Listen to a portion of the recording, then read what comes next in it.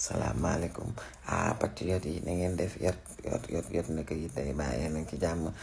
ma jour bi la am ngeen 2 minutes seen taama wax ci discours du président Ousmane Sonko bi démb am ngeen alaay agi dama leen a mere woon sax ngeen dem Grand Théâtre te yóbbaale wu leen ma alaay agi waa yéen nag moom samay waay ngeen s'il vous plaît bu ñëwee ci discours du président Ousmane Sonko bi nga xam ne si démb dafa am ñu mu concerné ak ñoo xam ne ñoom la jàkkaarloo doon wax muy une jeunesse benn cible bu sensible qui est la jeunesse nekk nag benn jeunesse bu consciente bu xam li mu bëgg aussi mais buy réclamer beaucoup buy réclamer gros et bokk na ci li jeunesse bi di réclamer c'est le respect et la transparence ku ne xam na ko en ce moment léegi président Sonko nag dafa am lu ko daal nattu mooy que moom daa am ci niveau bu mu nekk te ñi nekk moom Sénégal te di décortiquer ay waxam di ko analyser souvent nekkuñu fa wallaay Yacine nekkuñu foofu damay seetlu buy wax dafay am lu muy bàyyi xel dans le fond de ses messages mais aussi dans la forme comment nga ba tax na storytelling bi muy dégager bu muy développer noonu ñu bëri comprendre luñ ko y a des soi-disant journalistes yu nekk réew mi te vraiment j'aurais préféré que bu ñuy décortiquer ce genre de message ñu bañ a def du affaire kii neexuma wala lu dama koy ji ma sànni di pic wala nangam ak nangam mais plutôt que ñu ji ma interpréter le message lu mu ci jublu ni mu ko defee et cetera loolu mooy xam-xam te ñun ñëpp gis nañ ko il a été vraiment préoccupé par lii nga xam ne si mooy li jeunes yi di réclamer ba tax na dafa adapté wu ak ñoom li nga xam ne si moom la ñu moom la ñu soxla moom la ñuy réclamer moom la ñuy bëgg a dégg mu adapté wu ci langage boobu noonu boobu fexe délivrer un message très très important et vraiment il a développé des sujets très très importants qui parlent d'environnement, de développement, de justice sociale surtout li gën jeunes yi taxaw bëgg koo dégg daanaka ñoom rek loolu la lañ bëgg a dégg justice sociale et vraiment il a utilisé un langage inclusif et respectueux envers ces jeunes-là et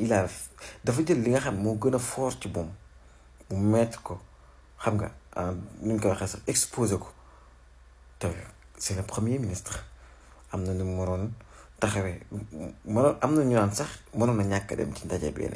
mais dafa jël li gën a fort ci moom et loolu la ñuy wax nit ko oyof teg ko nee de côté ñëw jàkkaarloo ak jeune adapté wu ci seeni langage boo leen xoolee il a choisi de def benn discours boo xam ne indaale ci ay touches d'humour xam nga indi langage jeunesse ci boppam utiliser ko loolu yëpp ñu journaliste yi mën a passer à côté de sax maa ngi gis ku mel ne Pape Malick Ndour di wax naan le fait que mu utiliser ay sëñ Goudou nangam ak nangam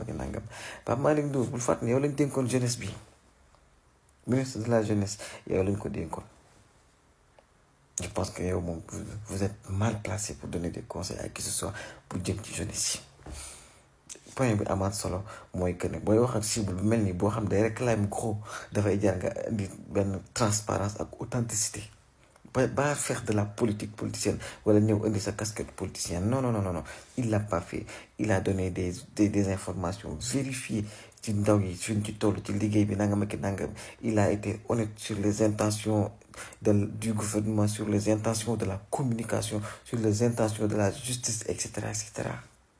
xam nga il a vraiment pris en compte suñu avis suñu suggestion ci ni nga ko xam moom lay seetaan réseaux sociaux yi parce que montré nañu wax nañu ko cabaxal na ko nag mi ngi seetaan réseaux sociaux yi